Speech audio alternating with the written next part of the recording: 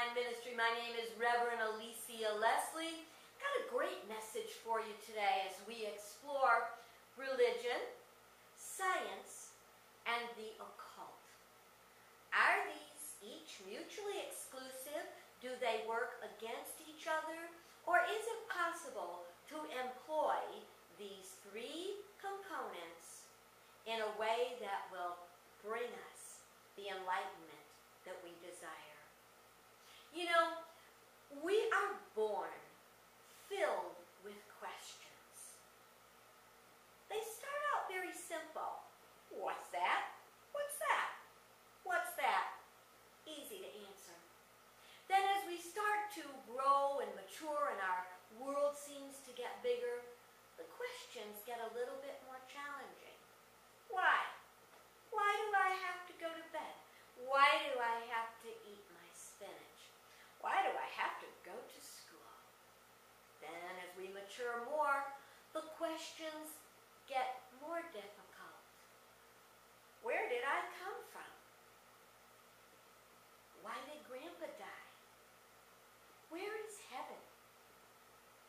And then when we get even older, the questions get even greater. Is there a God? Where is God? Do I matter to God? Who am I? Does my life have a purpose and meaning? I'd like to assure you it does.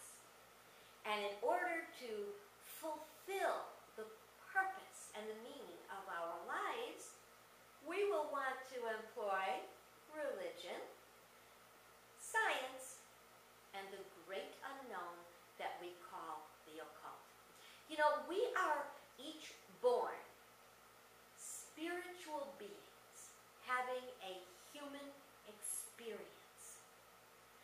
We have each within us a spark of divinity that makes us a child of God. It is this spark of divinity that our mission on planet Earth is to develop it to its fullness and develop our full potential as powerful spiritual beings, where we can co-create with God heaven on earth, unlimited.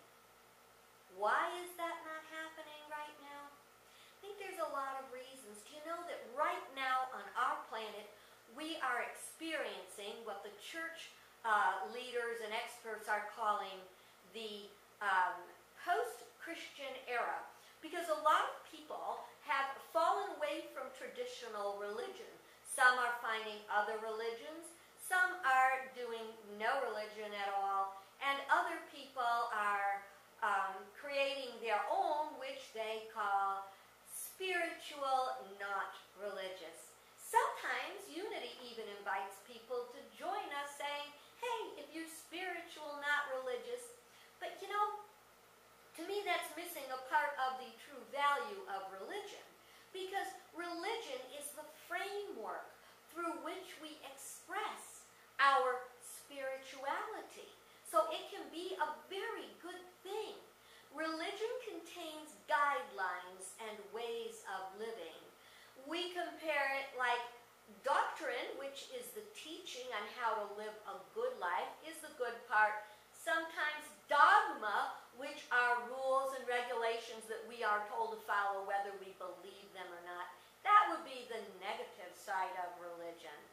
With science, science wants to quantify everything. They want to experiment. They want to prove it through experiments, something you can touch and feel and prove and duplicate. And if that can't be done, then it's not real. And then we have the occult. Now you see, the occult is a wide range of anything that is not known. It can be the answers, the mysteries, the underlying spiritual principles and archetypes, which are called divine ideas in the mind of God that help to create the world we live in. It is also the realm of superstition, of what is called magic and mystery. My favorite definition of the occult comes from medical terminology.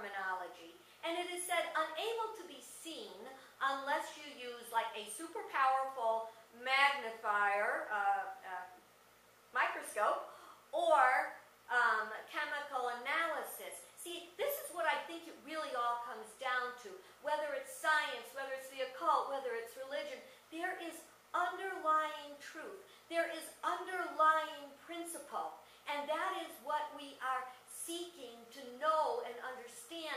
That is how we will learn the answers to the questions that are burning in our soul, that will teach us and grow us and empower us to be fully developed, spiritually mature beings and co-creators with God. That's a place I'd like to go. I'd like to share a little story with you. It says, Jesus took his disciples up on the mountain and gathered them around him. And he taught them, saying, Blessed are the poor in spirit. Blessed are the meek. Blessed are those who are persecuted. Blessed are those who suffer. When things happen, rejoice, for your reward will be great in heaven. And Simon Peter said, Is there any scientific proof of this? And Philip said, Is this going to be on the test? And John said, I heard the Sadducees say that you are teaching occult witchcraft and we're all going to be in trouble. And Andrew said, the Torah doesn't tell us we have to learn all this stuff. And Matthew said, how come we only have one God? The Babylonians have lots of gods. And Judas said, what has this got to do with real life? Then one of the Pharisees said, I don't see any of this in your syllabus. Do you have a lesson plan? And Thomas, who had missed the sermon, came to Jesus privately and said, Did we do anything important today? And Jesus wept. And I can understand that. He had a simple teaching. A teaching that would work then, and it would work now. But very often, for our unwillingness to want to do what is necessary to learn, to expand beyond what we were told about God, what the church said, or what science said, or what some mystery said, or psychic or anything, to just take it all, expand our boundaries, consider the possibility, keep an open mind, but don't keep your mind so open your brain falls out. Yeah, you were given a brain for a purpose. Do you remember we've talked before about Adam and Eve, and Adam and Eve's primary mistake that is called original sin was to try to be like God without doing like God. You cannot start off expressing or being an expert in spiritual principle if you refuse to practice spiritual principle.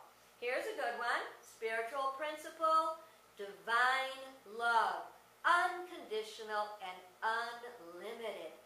Can you feel that for a boss that fired you? Can you feel that for someone who cut you off in traffic or an unfaithful mate? Practicing spiritual principle is not easy, but it's worth it. Sometimes science can and will prove that certain things are working as they get into the quantum physics, quantum mechanics. Don't forget that God particle, that we are seeking to understand that which we don't yet understand. How things work, why the world works the way it does, and how to do it better. But here's what we want to remember. When we make religion our God, when we make science our God, when we make the wide unknown our God, or when we try to master these things to make ourselves God, there is that primary error. The original sin of forgetting that we are a part of a greater whole. A wonderful way of putting a teaching to the test, a thought or an action to the test, is to remember the words of Jesus when he said, "You will know them by their fruits." And what about Jeremiah 31:33? "I will put my law within them. I will write it in their hearts." In the depths of our heart and our soul, when we go past ego, we have to get past ego, who wants it to come out a certain way, in order to experience true power, not personal power, spiritual power for the good of the whole.